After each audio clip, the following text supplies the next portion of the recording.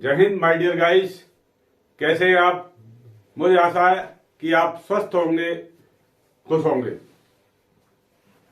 तो आज मैं आपको पढ़ाने जा रहा हूं साइंस के कुछ फिल इन द ब्लैंक्स यानी क्यूज, जो कि क्लास 9, 10th और नर्सिंग असिस्टेंट के एग्जाम के लिए एप्लीकेबल है।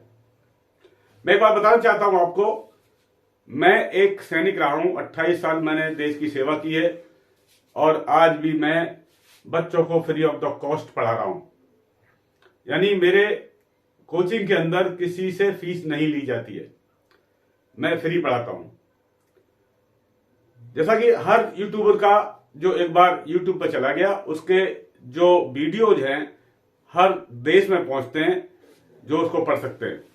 इसलिए मैं जितने भी क्वेश्चन पढ़ाता हूं वो इंग्लिश मीडियम में पढ़ाता हूं और जो हिंदी मीडियम वाले उनको हिंदी में समझाता हूं, जिससे कि किसी अदर कंट्रीज के स्टूडेंट्स को इसमें दिक्कत ना हो। मैं एक बात बताना चाहता हूं, मेरे फैन जो मेरे सब्सक्राइबर हैं वो लाहौर और कराची में भी हैं। उनसे मुझे खबर लगी है कि मेरे जो पढ़ाए हुए वीडियो, जिस वीडियो को मैं पढ़ाता हूं, सेम सब्जेक्ट सेम टैक्टिस से दूसरे आदमी कॉपी करते हैं और ऐसे आदमी कॉपी करते हैं, ऐसे शख्स कॉपी कर रहे हैं जो कि टीचर है। मैं एक टीचर नहीं हूं, मैं एक सैनिक रहा हूं, एक फौज में मैंने सेवा की है। यदि उन्होंने मेरी कॉपी करनी है तो मेरे साथ फौज में जाना चाहिए था, यानी -50 डिग्री का टेम्परेचर उनको झेलना चाहिए था, +50 डिग्री का टेम्परेचर देखना चाहिए था कैसा होता है। यानी देश की सेवा करनी चाहिए थी, उसके बाद करनी चाहिए थी और उसके बाद में मेरी वो कॉपी करते तो अच्छा लगता।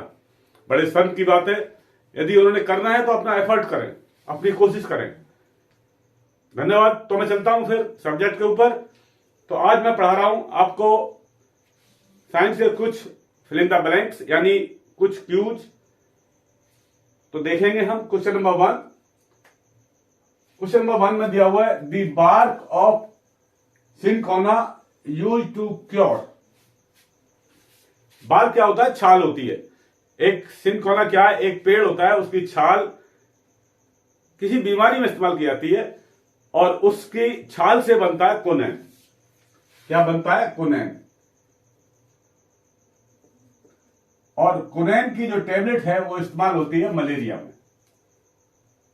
किसमें? मलेरिया में।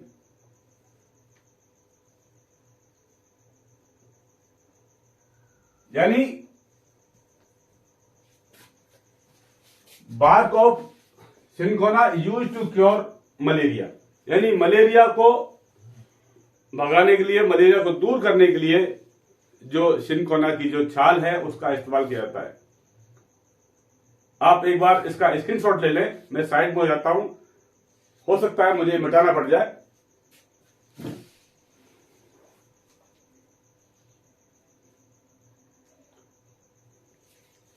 तो नेक्स्ट चलेंगे हम क्वेश्चन नंबर 2 के ऊपर।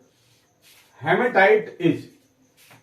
हेमेटाइट क्या है? ये है Fe2O3। यानी आप देखते हैं लोहे के ऊपर, लोहे पर यदि पानी पड़ जाए और उसको हवा लगे तो क्या होता है? उसमें जंग लग जाती है, रस्टी हो जाता है।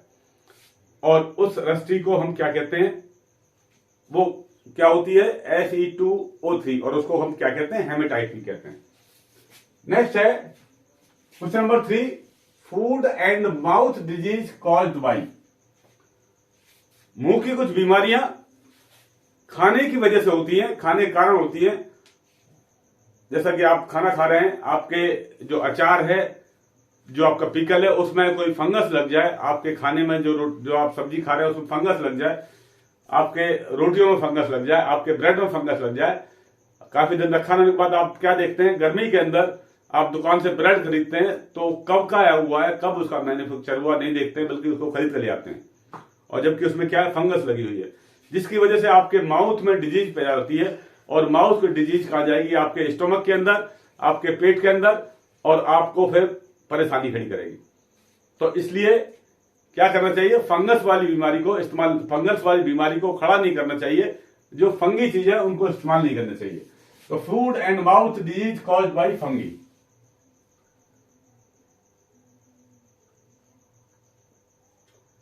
नेक्स्ट क्वेश्चन नंबर 4 में देखते हैं हम, brass and alloy of copper and dash. यानी ब्रास जो पीतल होता है वो दो चीजों से मिलकर बनता है, कॉपर और जिंक। किससे बनता है? कॉपर और जिंक। और जिंक का फॉर्मूला क्या है? Zn। यानी जो पीतल है वो किसी से मिलता है? कॉपर से और जिंक से मिलकर बनता है। देखते हैं क्वेश्चन नंबर 5 पर। Anthrax is disease caused by. Anthrax एक ऐसी बीमारी होती है जो कि पशुओं के अंदर पैदा हो जाती है। पशुओं के अंदर उसके गले में खाना खाने में रुकावट डालती है, इस तरह से बीमारी हो जाती है। और उसमें क्या होता है, और वो बीमारी जब हम पशु पाले हुए हैं तो हमारे अंदर चली जाती है। एक ऐसे बैक्टीरिया है जिसकी वजह से अंदर चली जाती है, हमारे मनुष्य के अंदर चली जाती है। मनुष्य के अंदर क्या होता है? एक गिल्टी का रोग हो जाता है, यानी गले में सांस नहीं लिया जाता और गला फूल जाता है और उल्टी आती है। तो ये किसकी वजह से होता है? ये बैक्टीरिया की वजह से।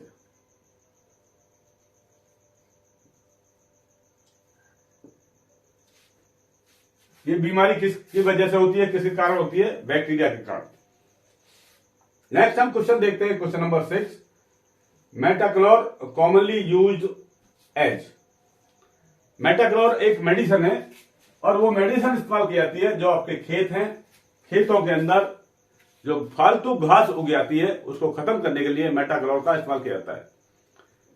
यानी जो खरपतवार है उसको खत्म करने के लिए मेटाक्लोर का इस्तेमाल किया जाता है। यानी metachlor commonly used as weedicide.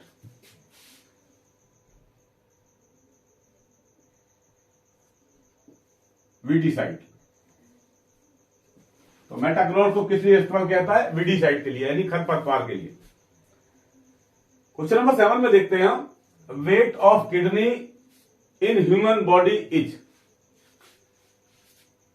मानव शरीर के अंदर दो किडनी होती है, एक राइट साइड में, एक लेफ्ट साइड में। दोनों का वजन देखते हैं हम कितना होता है। तो हम देखते हैं राइट साइड का,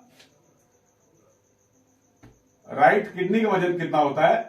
यह होता है 38 से लेकर 174 ग्राम राइट किडनी का। उसके बाद लेफ्ट का होता है,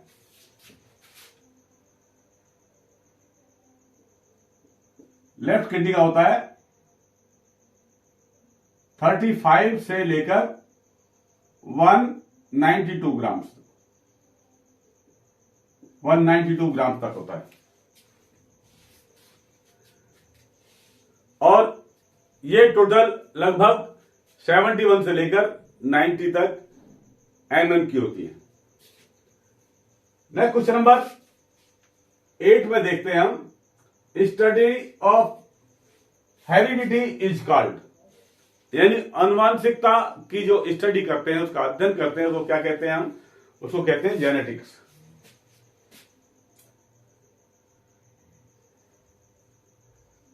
जेनेटिक्स क्या कहेंगे इसको? जेनेटिक्स। नेक्स्ट क्वेश्चन में देखते हैं हम फॉर्मूलाज। कुछ फॉर्मूले दिए हुए हैं जो पूछे जा सकते हैं, एक दूसरे से इनके नाम मिलते हुए, इनके फंक्शन अलग अलग हैं, अलग अलग जगह पर इनको इस्तेमाल किया जाता है। तो पहला फॉर्मूला है कास्टिक, पहला पूछ रहा है वो कास्टिक सोडा का फॉर्मूला क्या है? तो कास्टिक सोडा का फॉर्मूला है, इसको हम बोलते हैं कास्टिक सोडा को सोडियम हाइड्रोक्साइड। इसका फॉर्मूला है NaOH, सोडियम हाइड्रोक्साइड। नेक्स्ट है बेकिंग सोडा। बेकिंग सोडा क्या होता है? ये खाने के लिए इस्तेमाल किया जाता है। जैसा कि हम कोई खाने के व्यंजन बना रहे हैं, तो वो जो पूड़ी वगैरह बना रहे हैं, जो पूड़ी वगैरह बना रहे हैं, आपके खाने के व्यंजन बना रहे हैं, तो उनके लिए क्या करते हैं? हम बेकिंग सोडा का इस्तेमाल करते हैं। बेकिंग सोडा का फॉर्मूला है NaHCO3। इसको बोलते हैं सोडियम बाइकार्बोनेट। और इसका दूसरा नाम क्या है? Sodium hydrogen carbonate. नेक्स्ट है सोडा एस। सोडा एस को हम कहते हैं sodium carbonate, Na2CO3।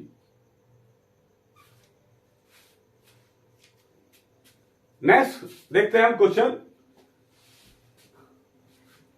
Next question है एसिड इन कार्डियक। ये कार्डियक क्या है? जो स्टोमक है इसके अमूमन 3 हिस्से होते हैं, कार्डियक, फंडस और पेलोरिक। तो कार्डियक के ऊपर वाला हिस्सा है, इसमें जब आपका खाना ग्रास नली से आता है स्टोमक के अंदर, यानी जो आइसोफेगस है, इसोफेगस से जब स्टोमक में खाना आता है तो वहां पर क्या मिलता है? सो कार्डियक।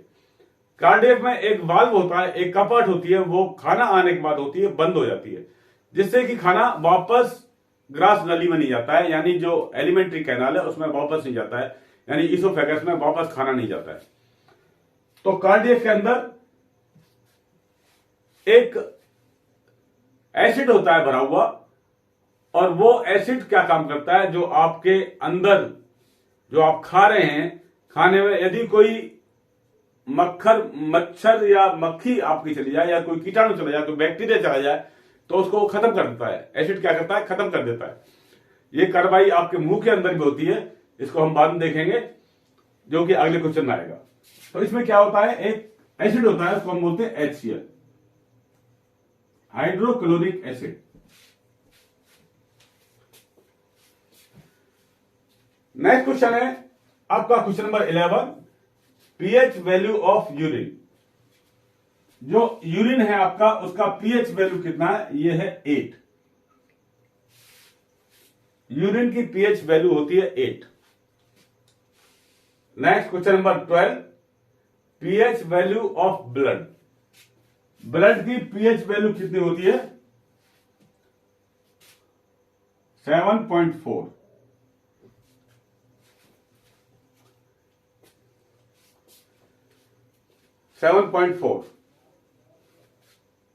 नेक्स्ट देखते हैं हम quantities and life of following corpuscles. आपके ब्लड के अंदर 3 तरह के कार्बसेल्स पाए जाते हैं, तो उनका क्वांटिटीज कितना होता है, कितना होना चाहिए एक स्वस्थ आदमी के लिए, और उसकी लाइफ उन कार्बसेल्स की कितनी होती है? जो ब्लड के आपके रुधिर कणिकाएं, उनके अंदर 3 तरह की कणिकाएं पाई जाती हैं, तो वो कौन कौन सी होती है? पहला होता है आरबीसी,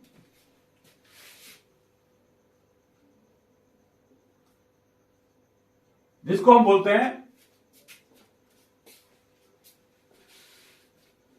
क्या बोलते हैं? एरिथ्रोसाइट।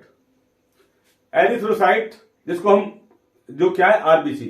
जब भी आप कभी ब्लड का टेस्ट कराते हैं, कंप्लीट ब्लड टेस्ट कराते हैं, उस ब्लड टेस्ट को हम क्या कहते हैं? सीबीसी।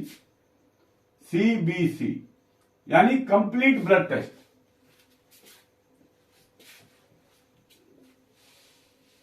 इस टेस्ट के अंदर ये लिखे आएंगे एरिथ्रोसाइट, ल्यूकोसाइट एंड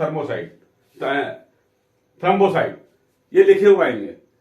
तो इनमें जो एरिथ्रोसाइट है, ये कितना होता है? इसकी क्वांटिटी कितनी होनी चाहिए? 5 लाख से लेकर 5 मिलियन तक होनी चाहिए। और इन आरबीसी का वैल्यू कितना है? कितनी लाइफ है? 120 दिन। 120 के दिन के बाद में ये क्या होती है? अपने आप ही रिन्यू हो जाती है। नेक्स्ट है ल्यूकोसाइट, इसको हम कहते हैं डब्ल्यूबीसी। क्या कहते हैं? WBC, leucocyte. और ये ल्यूकोसाइट कितना होता है? ये 10,000 होना चाहिए आपके टेस्ट में, 10,000 से कम नहीं आना चाहिए, और इसका लाइफ कितना है? 4 डेज। नेक्स्ट है आपका थ्रोम्बोसाइट। थ्रोम्बोसाइट इसको बोलते हैं प्लेटलेट्स।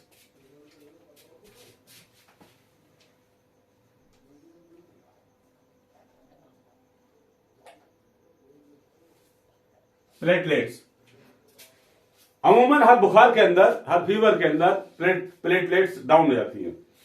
प्लेटलेट्स क्या होती है, कम हो जाती हैं। ये कम से कम 2 लाख होनी चाहिए और इनकी लाइफ कितनी है, 7 डेज। यानी इनमें सुधार हो सकता है यदि ध्यान रखा जाए, इनको पूरा किया जाए। यदि कम हो जाती है आपकी ये थ्रोम्बोसाइट कम हो जाती है, यानी आपकी प्लेटलेट्स कम हो जाती हैं, तो इनको डॉक्टर के पास जाए, वो मेडिसिन देगा। इसके अलावा आयुर्वेदिक दवाई भी है, वो ली जाए तो इनका प्रिक्योर हो सकता है। नेक्स्ट क्वेश्चन देखते हैं हम, question number 14, acid rain due to. अब देखते हैं वातावरण के अंदर, एटमॉस्फेयर के अंदर क्या होता है। जो जमीन से ऊपर वातावरण है उसके अंदर क्या होता है, डस्ट पार्टिकल होते हैं, यानी कुछ कण होते हैं वायु के, जो गंदे कण होते हैं। और उसके बाद क्या होती है, कुछ गैसेज होती है और उसके बाद क्या होता है, एक नमी होती है, यानी वाष्पीकरण, वाष्प होती है। तो जिसकी वजह से क्या होता है, एक एयर पॉल्यूटेड हो जाती है। तो ये, और एयर पॉल्यूटेड होने के कारण पर क्या होता है, एसिड रेन होती है। तो acid rain due to air pollution, air pollution.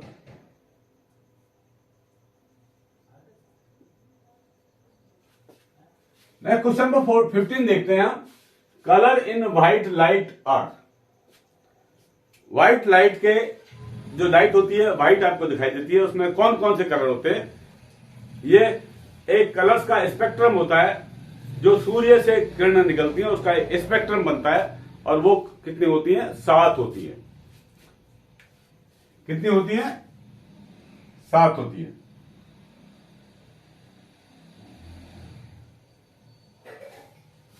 और 7 में कौन कौन सी होती है, आपको मैंने बताया था, विबग्योर,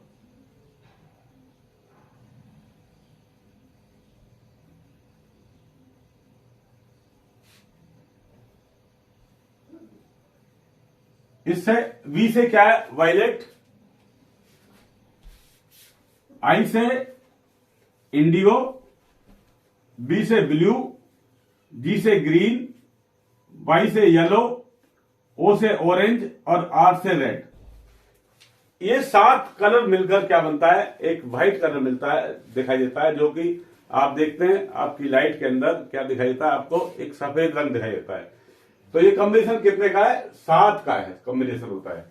क्वेश्चन नंबर 16 देखते हैं हम, दी हार्डेस्ट मेटल इज। सबसे हार्ड मेटल कौन सा है, सबसे हार्ड मेटल होता है, कौन सा होता है, डायमंड।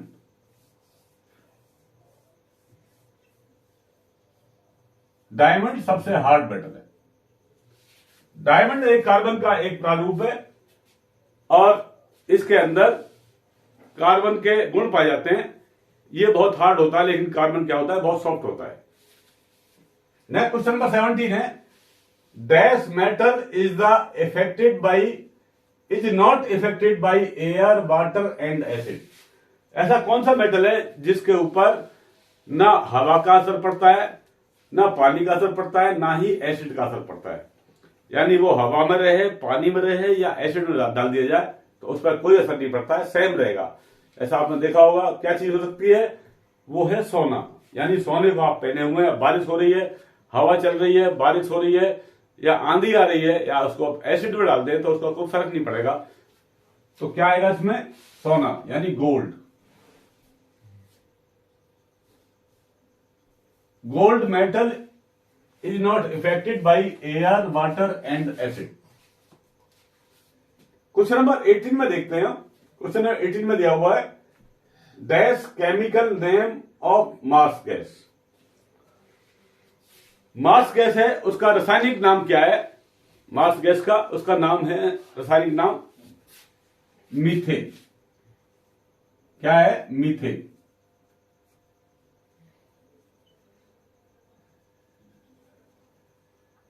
क्वेश्चन नंबर 19 देखते हैं। 19 में दिया हुआ है, dash is non metals which found on room temperature. ऐसा कौन सा नॉन मेटल है जो कि रूम टेम्परेचर पर आपको मिलता है। यानी उसको रख दो, वो उसी टेम्परेचर पर रहेगा। तो कौन सा मेटल है, यानी मेटल है, लेकिन वो क्या किस रूप में मिलता है आपको, लिक्विड के रूप में। तो क्या चीज है, वो है मरकरी, जिसको बोलेंगे हम पारा।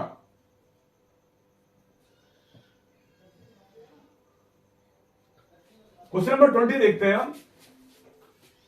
Dash is the power house of cells. Cells का पावर हाउस कौन सा होता है, किसको सेल्स का पावर हाउस कहते हैं? और सेल्स का पावर हाउस होता है माइटोकॉन्ड्रिया।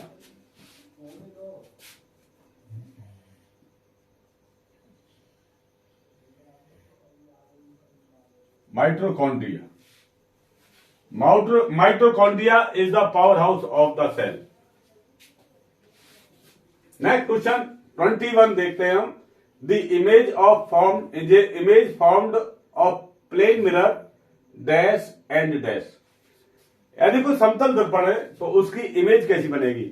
आप अपने शीशे के सामने खड़े हो जाएं, आप शीशे के सामने खड़े होइए तो आपकी इमेज क्या मिलेगी आपको? जैसे आप है वो ही इमेज मिलेगी, जो आपकी शक्ल है सेम मिलेगी। यानी क्या मिलेगी आपको? आप जितना दूर खड़े हुए हैं शीशे से उतना ही दूर आपको पीछे मिलेगी इमेज उसकी। जब शीशे में आप शक्ल देख रहे हैं, आपने बाल ठीक कर रहे हैं या कोई काम शीशे में देखकर अपना सेविंग कर रहे हैं, तो आप देखेंगे आप खड़े हुए हैं और आपके सामने क्या है, शीशा है, और शीशे के पीछे आपको उसकी आपकी शक्ल दिखाई देगी। तो इस तरह से क्या मिलती है, एक आभासी प्रतिबिंब बनता है, उसको हम बोलते हैं वर्चुअल और इरेक्ट। यानी सीधा मिलेगा आपको, आभासी और सीधा आपका प्रतिबिंब मिलेगा। क्वेश्चन नंबर 22 को देखते हैं। 1 बार इजिकल टू 10⁵ न्यूटन पर मीटर स्क्वायर। यानी 1 बार इजिकल टू क्या होता है? 10⁵ न्यूटन पर मीटर स्क्वायर। क्वेश्चन नंबर 23 में देखेंगे। The unit of sound is. Sound की यूनिट क्या है? जो आप गाना सुनते हैं, जो मैं बोल रहा हूं, तो इसकी यूनिट क्या है नापने की? इसका मेजरमेंट करने की यूनिट क्या है? इसकी यूनिट नापने की है डेसिबल, यानी उसको शॉर्ट में लिखते हैं हम डीबी। और क्या है ये? डेसिबल। क्वेश्चन नंबर 24 में देखते हैं। Dash is the most ductile metal. Ductile metal का मतलब होता है एक ऐसा मेटल जिसको यदि पीटा जाए तो एक परत का रूप ले ले, एक शीट का रूप ले ले, तो उसको हम कहते हैं मेलिबिलिटी। अब यदि उसको पीटने के बाद में उसके तार बनाए जाए तो उसे क्या बोलते हैं? डक्टेबिलिटी। यानी डक्टाइल मेटल है।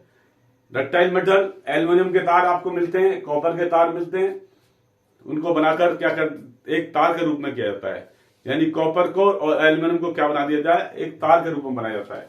लोहे का भी आप यदि उसको और खींचेंगे तो क्या हो जाएगा? एक तार का रूप लेगा, लेकिन मोटा होगा। यदि उसको और पतला किया जाए तो इतना पतला नहीं हो सकता है। तो सबसे पतला किसका होगा? यानी जो मोस्ट डक्टाइल मेटल क्या है? सोना। यानी सोने को आपके तार को काफी पतला कर सकते हैं।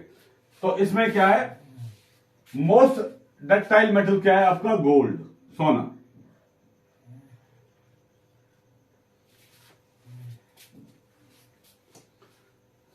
नेक्स्ट क्वेश्चन आपका 25। Oxidation is gain dash and loss dash.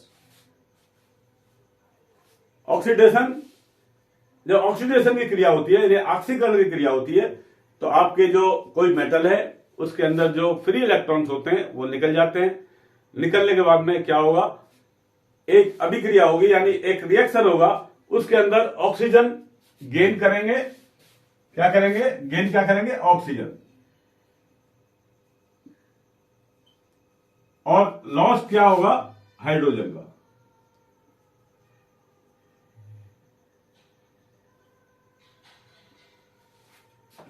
ये था आपका क्वेश्चन नंबर 25।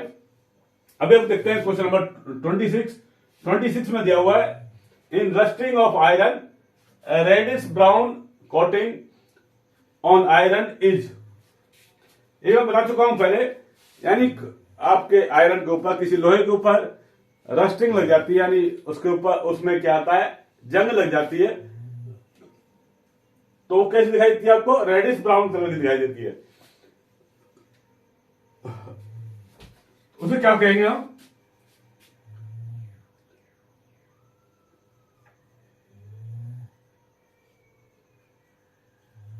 Fe2O3।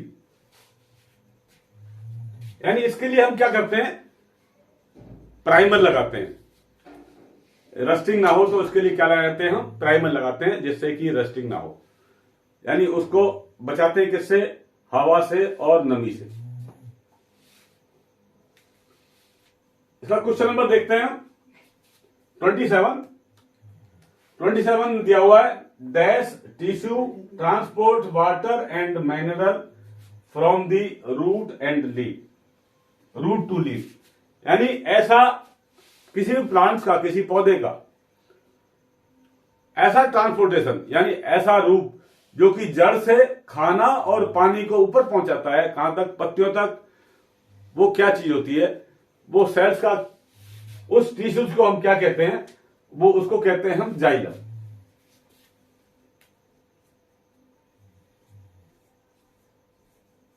क्या कहते हैं, जाइलम।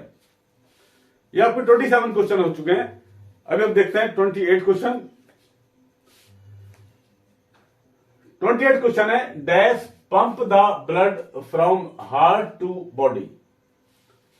ऐसी क्या चीज है जो कि हार्ट से जो ब्लड को पंप करके बॉडी तक पहुंचाता है, यानी शुद्ध रक्त को, जब शुद्ध रक्त हार्ट में आ जाता है, उस रक्त को बॉडी तक पहुंचाता है, उसको क्या कहते हैं हम, उन्हें कहते हैं हम आर्टरीज।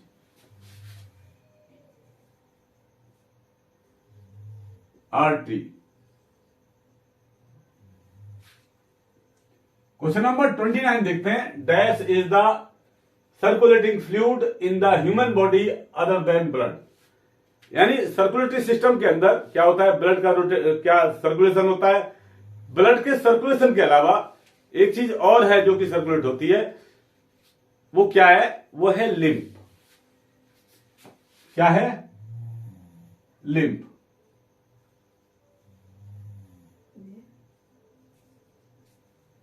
क्वेश्चन नंबर 30 देखते हैं, dash filtered dirty blood in our body. हमारे शरीर के अंदर जो खराब रक्त है उसको फिल्टर कौन करता है, उसको फिल्टर करने वाली जो यूनिट है, जो पार्ट्स है, जो ऑर्गन्स है, उसको हम कहते हैं किडनी। यानी किडनी का काम है जो खराब ब्लड है उसको फिल्टर करना। क्वेश्चन नंबर 31 में देखते हैं, question number 31, bile juice is secreted by. Bile juice निकलता है किससे, कहां से निकलता है, वो निकलता है लीवर से।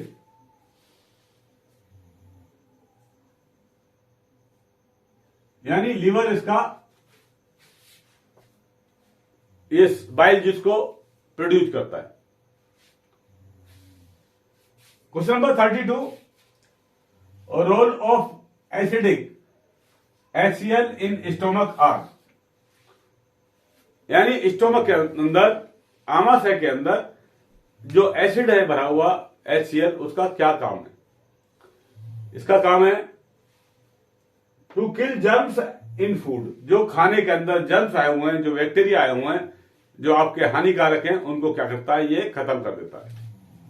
Next, being the acidic pepsin can digest protein. यानी एसिडिक होने के नाते, एसिडिक होने के नाते ये क्या करता है, प्रोटीन को डाइजेस्ट करता है। यानी इसके अंदर जो पेप्सिन है वो प्रोटीन्स को डाइजेस्ट कर देगी। क्वेश्चन नंबर 33 देखते हैं, role of saliva, role of saliva in digestion of food. आपके खाने के अंदर जब आप खाना खाते हैं, मुंह से खाना खाते हैं, तो आपके इस पोर्शन में क्या होती है, 3 जोड़ी सैलिवरी ग्लैंड्स होती है, यानी 3 जोड़ी लाल ग्रंथि होती है। जब आप खाना खाते हैं तो खाने को आप जो खाया है खाना, उसमें लसलसापन है या नहीं। यदि आप पतली सब्जी से खाना खाएंगे तो इजीली आपका ग्रास नली में आराम से जाएगा, इसोफेगस में आराम से जाएगा। और यदि आप हार्ड वाला खाना खाते हैं तो उसको क्या चाहिए, लसलसापन चाहिए। इसके लिए इसमें क्या होता है, म्यूकस होता है, जो कि खाने को चिपचिपा कर देता है। इसके अलावा इसके अंदर एंजाइम निकलते हैं, और भी एंजाइम निकलते हैं, जैसा कि एमिलेज। एमिलेज का काम है, आपके जो खाना खा रहे हैं आप, खाना खाने के अंदर जो चोकर है यानी मड है, जो स्टार्च है, स्टार्च को शुगर में चेंज कर देता है। यानी एमिलेज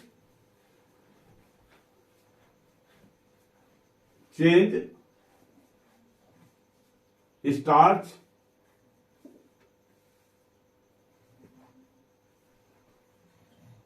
इनटू शुगर।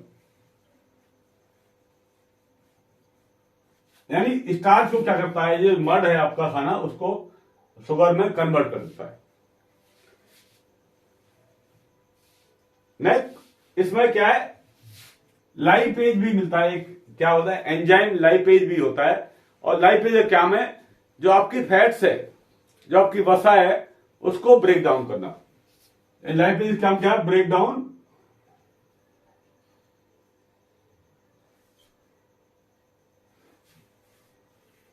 फैट्स, यानी फैट्स को ब्रेक डाउन कर देता है।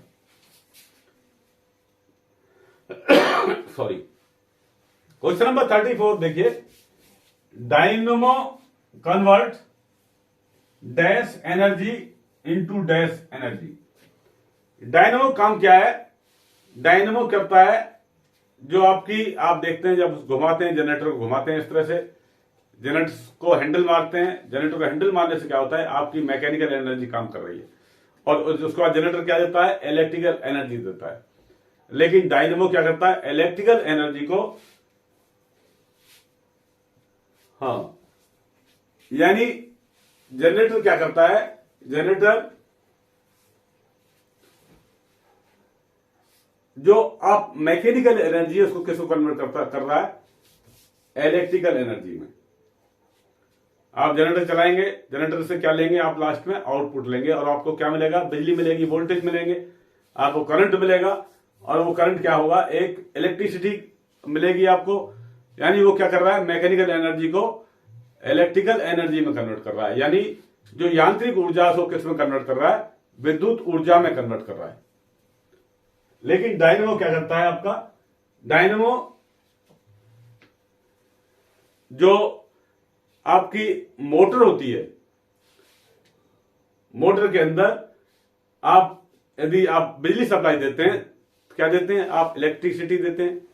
इलेक्ट्रिसिटी देने के बाद में आपको क्या मिलता है, आउटपुट मैकेनिकल मिलता है, यानी आपको पानी मिलता है, या आपका थ्रेशर चलेगा, कोई भी आपका इंस्ट्रूमेंट है वो चलेगा। आप पंखे में लाइट देंगे तो क्या होगा, पंखा रोटेट होगा, आपको क्या देगा, मैकेनिकल एनर्जी मिलेगी। तो इस तरह से डायनेमो क्या करता है, ये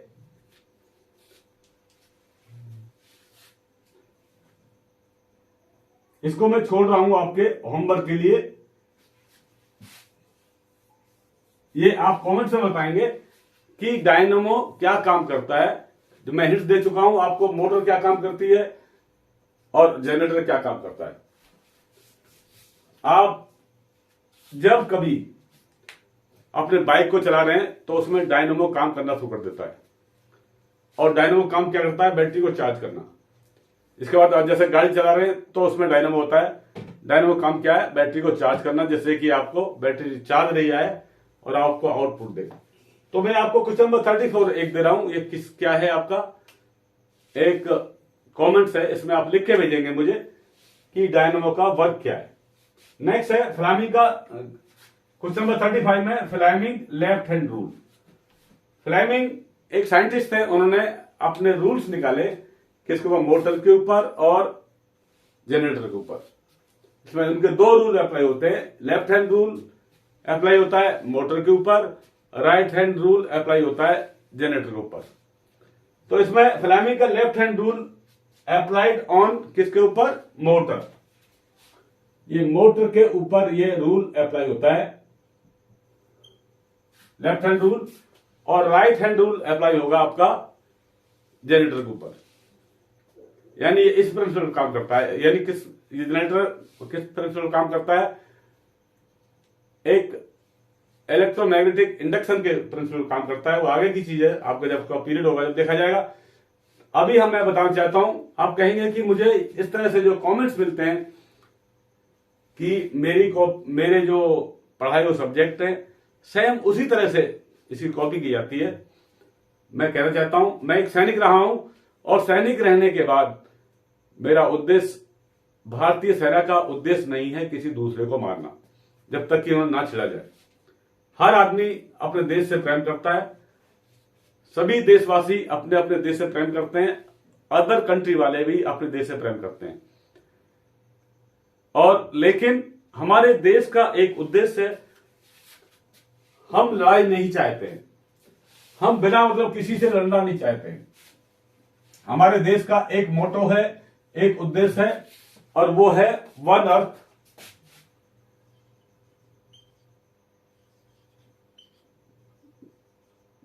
वन फैमिली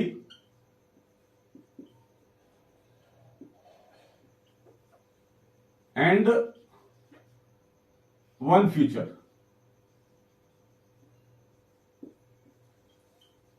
ये हमारे माननीय प्रधानमंत्री का कहना है कि हमारा देश इसी प्रिंसिपल पर काम करता है। संस्कृत में भी कहते हैं सर्वे संतु निरामया। मुझे थोड़ा सा संस्कृत कम आती है। यानी मुझसे पहले सारे सब खुशी हों, सब सुख समृद्ध रहे, सबको पहले खुशी मिले, उसके बाद मुझे मिले। मैं कहना चाहता हूं, यानी हमारा जो देश कहता है, हम चाहते हैं, हमारे एक ही मोटो है हमारे देश का कि एक ही पृथ्वी हो, सबकी एक ही भूमि हो, एक ही परिवार हो, सबका सब एक ही परिवार की तरह रहें और सबका एक ही फ्यूचर हो, एक ही फ्यूचर हो। यानी सबका उद्देश्य यह हो कि उनका देश विकास करे, एक डेवलपमेंट की तरफ जाए। यदि हम अनावश्यक ही लड़ाई में पैसा खर्च करें, जैसा कि आप देख रहे हैं अभी लड़ाई चल रही है, कई देशों में लड़ाई चल रही है, 9 महीने हो चुके हैं रसिया और यूक्रेन को लड़ते हुए। दोनों तरफ से काफी हानि हुई है, काफी नुकसान हो रहा है, और ये जन और धन की जो हानि हो रही है, इसको पूरा करना बहुत ही मुश्किल हो जाएगा। तो हमारा उद्देश्य यही है। हमारे जो विदेश मंत्री हैं उन्होंने जाकर रसिया में आज यही बोला है कि हमारा मोटो यह है कि शांति हम बनाए रखें, और हम उम्मीद करते हैं कि दूसरे देश भी शांति का बर्ताव रखें। लेकिन यदि हमारे बीच में इस शांति के अंदर कोई टेररिस्ट एंटर होगा तो हम बर्दाश्त नहीं करेंगे। तो ये था मेरा आज का जो लेसन, जो आपको बताया मैंने साइंस के कुछ क्यूज। अगले वीडियो तक चलने के लिए मैं कह रहा हूं कि मैं एक सैनिक हूं, एक सैनिक आपको पढ़ा रहा है, एक देशभक्त आपको पढ़ा रहा है, और फ्री ऑफ द कॉस्ट मेरा यूट्यूब चैनल चल रहा है, मेरे ट्यूशन फ्री ऑफ कॉस्ट चल रहा है। तो मेरे लिए एक सब्सक्राइब और लाइक तो बनता ही है। तो अगले वीडियो में चलने के लिए हम विदाई लेते हैं। तब तक के लिए धन्यवाद। जय हिंद।